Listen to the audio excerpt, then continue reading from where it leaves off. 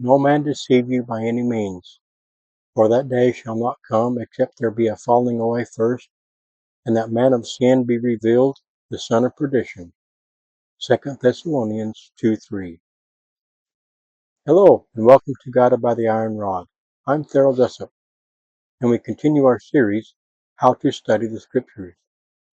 We are continuing the section, Prophecies and History Leading to the Restoration, and this will be part 3 of 19. Apostasy and loss of priesthood authority, post-temple destruction through dark ages, falling away. If you know of someone who may benefit from this video, like, subscribe, and tap bell, and please share it. Before we begin, I invite you to read Moroni 10:3-5 and ask the Lord in prayer for guidance of the Holy Ghost. These prophecies are more than just events fulfilled in history. We study them to prepare our hearts, strengthen our faith, and build our testimonies. They also reveal the pattern for our lives today, reminding us that this world is not our eternal home. We live as citizens of a heavenly kingdom, walking in faith and preparing for the day when God gathers his people and dwells with them forever. Apostasy and loss of priesthood authority, falling away. When the temple fell in 70 AD, the Jews were scattered, fulfilling the Savior's prophecy that they would fall by the edge of the sword and be led away captive into all nations. Luke 21:24. From that moment forward, Jerusalem would remain trodden down of the Gentiles, its people exiled, its holy place in ruins. The covenant people, having rejected the Messiah, experienced the bitter fruits of apostasy. The gospel, once centered in Jerusalem, now turned towards the Gentiles, the children of Japheth. Genesis 10:5. But the Gentiles themselves were not immune to the corruption that follows when truth is rejected.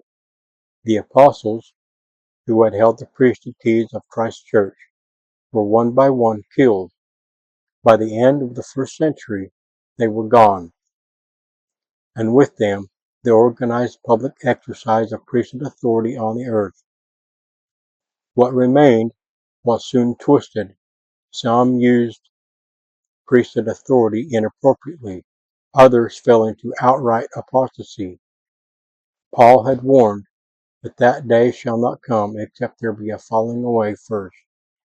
2 Thessalonians 2:3. Amos's ancient words became reality. Behold, the days come that I will send a famine in the land, not a famine of bread, but of hearing the words of the Lord. Amos 8:11-12. Christians endured wave after wave of persecution, from Nero's brutality executions in the first century to the empire-wide assaults of later emperors. The faithful were hunted, imprisoned, and killed. Under Decius 249-251 AD, every citizen of the empire was commanded to sacrifice to the Roman gods. Christians who refused were executed or imprisoned. Many were ordered to hand over their scriptures. Those who betrayed their brethren by surrendering sacred writings were branded traitors. Some, however, stood firm and suffered death rather than deny the word of God, fulfilling the Lord's warning that his followers would be hated of all nations for my name's sake. Matthew 24:9. Half a century later came the most violent storm of all. Under Diocletian and Galerius 303-311 AD, the so-called Great Persecution began. Churches were torn down, Christian assemblies outlawed, and scriptures gathered and burned in public fires.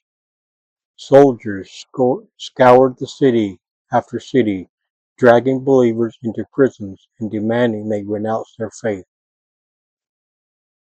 Many bishops and ordinary disciples were tortured for refusing to hand over their sacred texts.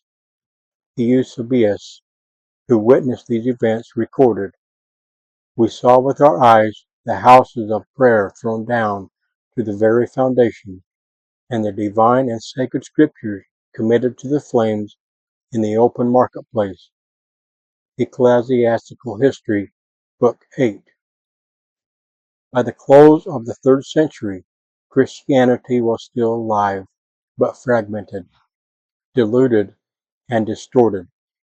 Many clung to the name of Christ, but without apostles or priesthood keys, the church, as he had established it, could not remain. Just as Nephi foresaw, the great and abominable church arose, removing plain and precious truths from the record. 1 Nephi 13:24-36. The famine of the word had truly come, and only in the Lord's appointed time would the promised restitution of all things arrive. Acts 3:19-21. In the name of Jesus Christ, amen.